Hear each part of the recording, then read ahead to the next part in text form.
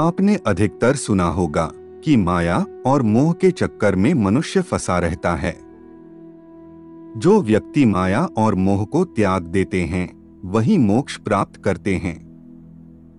ज्ञान की बड़ी बड़ी बातें पुस्तकों में लिखी हुई हैं, लेकिन आज हम आपको सरल ढंग से अपनी इस प्रस्तुति में बताएंगे ताकि आप भी जितना हो सके वास्तविकता की पहचान करके माया और मोह के बंधन से अपने आप को बचा सकें।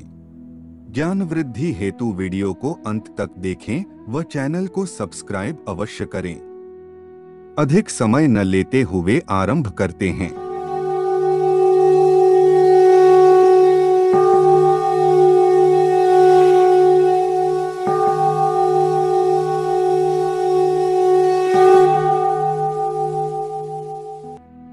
माया शब्द का अर्थ है वंचना। यह शब्द दो अक्षरों माँ और या से मिलकर बना है। माँ का अर्थ है नहीं और या का अर्थ जो है। इस प्रकार माया का तात्पर्य हुआ जो वास्तव में नहीं है लेकिन दिख रही है। अतः जादूगर के लिए मायावी शब्द का भी प्रयोग किया जाता है। इसी से माया का अर्थ स्पष्ट हो जाता है। सोने का कोई भी आभूषण विभिन्न रूप में होने पर भी स्वर्ण है तथा पत्थर से निर्मित वस्तु भिन्न आकार की होने पर भी पत्थर का रूपांतरण मात्र है। यही माया का रूप है। माया का रूप वैसा ही है जैसे धान और चावल का छिलका लगा रहने पर वह धान कहलाता है और छिलका हटा देने पर चावल। यह छिलका ही माया है।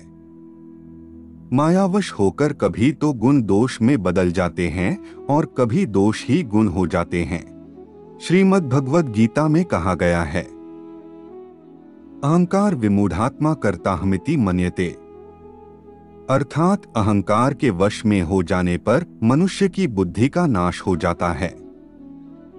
माया से ही मोह की उत्पत्ति हुई है और मोह के वशीभूत होने पर अहंकार का प्रादुर्भाव होता है। जब मनुष्य की आंखों पर अहंकार का पर्दा पड़ जाता है तो उसका ज्ञान क्षीण हो जाता है। वह मोह के बंधन में फंसकर सत्य से बहुत दूर चला जाता है। मनुष्य के शुभ कर्म ही संसार के कारण मात्र हैं, किंतु वही शुभ कर्म ईश्वर के चरणों में अर्पित होने पर संसार के बंधनों को नष्ट करते हैं और मोक्ष के कारण बनते हैं। माया को पहचाने बिना वस्तु का यथार्थ ज्ञान नहीं हो सकता। ईश्वर ने समस्त संसार को माया का खेल बना रखा है जिसमें प्राणी भटक रहा है। जैसे आंख स्वयं अपने को नहीं देख पाती किंतु अन्य सब कुछ देख लेती हैं, वैसे ही मनुष्य स्वयं अपने को नहीं समझ पाता किंतु अनेक वस्तुओं के विषय में भली भांति जानता है। अब यह प्रश्न सामने आता है कि क्या मन, देह अथवा वाक्य के द्वारा माया के खेल को किसी तरह जाना जा सकता है।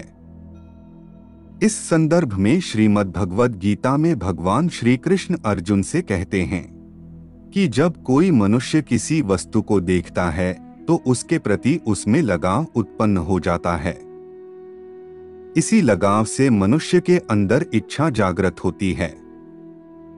यही इच्छा माया के नाम से जानी जाती है, जो लालच तथा स्वार्थ को भी जन्म देने वाली है। अब दूसरा प्रश्न यह है कि क्या हम इस बंधन से मुक्त हो सकते हैं?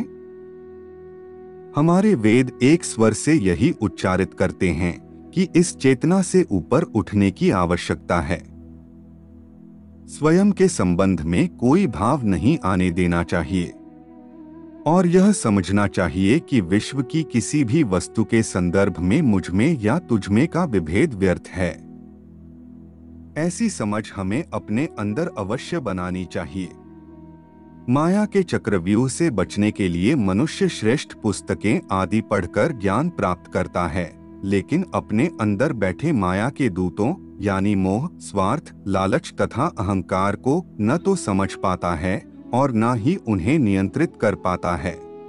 माया अपने इन्हीं दूतों के द्वारा प्रहार करके आपको बंदी बना लेती है। आपका ब्रह्म ज्ञान असत्य सिद्ध हो जाता है। जिस प्रकार माया आपके ब्रह्म ज्ञान को असत्य सिद्ध करके आपको बंदी बना लेती है, उसी प्रकार आपको भी पहले माया के दूतों को अपने नियंत्रण में कर लेना चाहिए। जब आप उन्हें अपने अंतर्ज्ञान की कैद में बंदी बना लेंगे तो माया अकेली रह जाएगी और उसके प्रहार आपके ऊपर असत्य सिद्ध होंगे। आपकी इस तपस्या के सामने माया पराजित हो जाएगी। हमारे ऋषि मुनि और तपस्वी तप व साधना के द्वारा ऐसा आत्मबल प्राप्त कर चुके हैं जिससे माया के दूतों पर नियंत्रण प्राप्त हो सकता है। माया का खेल निराला है। सत्य और माया दोनों के संयोग से यह संसार चलता है। भगवान श्री कृष्ण ने श्रीमद् भगवत गीता में कहा है कि यह संसार परमात्मा के संकल्प के आधार पर स्थित है। समस्त भूत उसके संकल्प के आधार पर निर्मित है, पर वह स्वयं किसी में नहीं है। धन, सोना, हीरा, आभूषण तथा वस्तु विनिमय के लिए निर्मित सभी पदार्थ माया की पहचान कराते हैं, पर उनमें प्राणवायु प्रवाहित नहीं होती है। इसके अतिरिक्त मनुष्य उसी के पीछे भागता है। इस संसार में पेड़, पौधे, नदियां, झीलें तथा फूलों में सौंदर्य और सुगंध है, परंतु मनुष्य का उद्देश्य आज केवल धन प्राप्त करना है। इस विचारधारा में परिवर्तन ही सामाजिक कल्याण का कारण सिद्ध होगा। आज के लिए केवल इतना ही। हम आशा करते हैं कि हमारी प्रस्तुति आपको पसंद आई होगी। अपने विचार अभिव्यक्त करने के लिए कमेंट करें, वीडियो को शेयर करें, वह चैनल को सब्सक्राइब करें। तब तक के लिए जय जय श्री राम।